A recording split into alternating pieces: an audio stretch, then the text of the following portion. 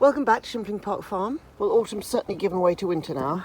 We've got frost, which is good for an organic farm because cold winters tend to kill off bugs and diseases. If we get a really hard frost, we'll be able to get on the fields and do some work while they're frozen. Well, Robert's done one of the miserable jobs that he had to do this week, which was empty out the mud out of this cattle grid.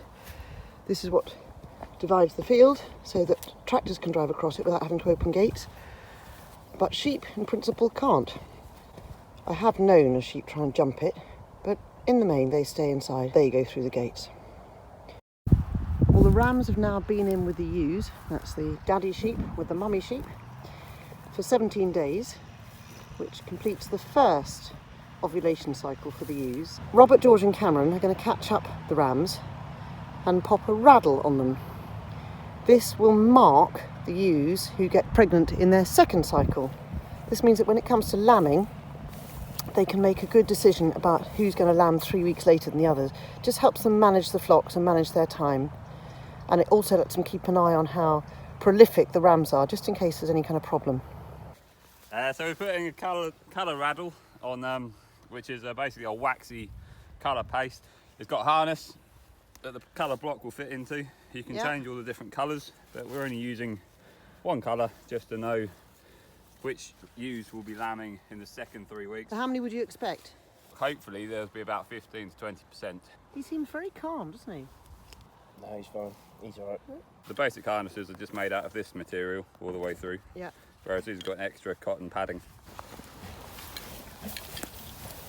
He doesn't seem to dislike it, does he? He's quite happy to run off. Off he goes. John, can you explain to us what's happening in this field?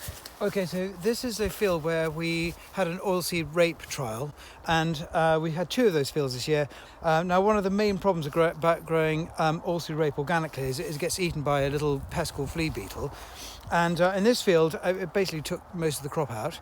But on the other one, it's looking fantastic. But so your plant that you see here, which has got a yellow flower, looks like oilseed rape, but it's actually charlock, which is a weed. And the seed from the charlock is very similar to the oilseed rape seed, and when you get it in your sample, when you come to sell it, it contaminates it. So on the face of it, this looks like a bit of a disaster, but the great thing about it is it's got a lovely green cover crop, and later today we're going to get the sheep in here and we're going to graze it with the sheep. How do non-organic farmers cope with charlock? You have to spray it with a herbicide, but you have to spray the herbicide after a frost, so the frost has already weakened the charlock. But as an organic farmer, you can't spray it, so you're relying on the sheep to kill it. Yes, that's right. Hey. Hey. Good girls. Good girls. Good girls. Hey. Good girls. Hey. There you go. Here. Here. Hey.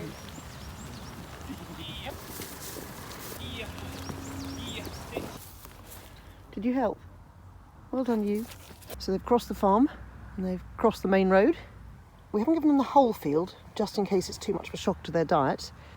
And they're already nibbling the tops. So a weed problem has become a food advantage. So the ewe lambs have been on that field for 24 hours now.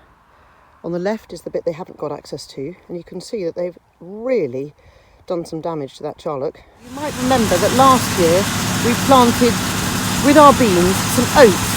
And the reason for that was the beans are really risky, so we tried planting 2 crops at the same time.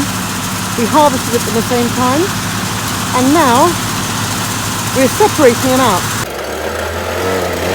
Okay, so this is a mixed crop that's come straight out of the grain store off the combine. Andrew's putting it over here into this trailer. Goes from the big orange trailer at the back, through the sieve. Now on each side of that lorry, one part takes out the oats and one part takes out the beans.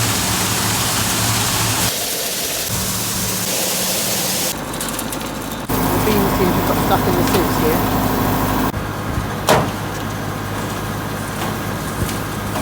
Soft, popping them back in. Sam, I'm loving the new high vis. Are you liking your new high vis, Andrew? Yes. Is it better when you're driving a tractor when other people around you are wearing them? Probably easier. Yeah, isn't it? a bit safer? Yeah. So normally at this time of year, we'd have lots of school visits to the farm, but obviously this year we can't. So we're sending a farm in the box by the Country Trust to various schools with all the equipment they need to make a homemade wreath. So here, Sarah and I from the Country Trust have pre-made loads of wreath bases. We've started gathering some greenery. Children from several different parts of Suffolk will have a whole day gathering things from the gardens around the school and using these bases and some instruction to make their own Christmas decorations. Anyway, those are off to Tudor Primary in Sudbury. We even had a Zoom visit with the school in Bury this week, organised by the Country Trust. We sent them lots of things in a box and they explored all things farming during the day at school and looked at some of these farm videos. And then we met virtually to talk about what they'd discovered and to answer any questions. It wasn't the same thing as a school visit, but it was better than nothing. Thanks for joining us again on the Farm Diary. We've had amazing sunrises and sunsets this week on the farm. And next week, Charlotte starts the beginning of our big new tree planting project.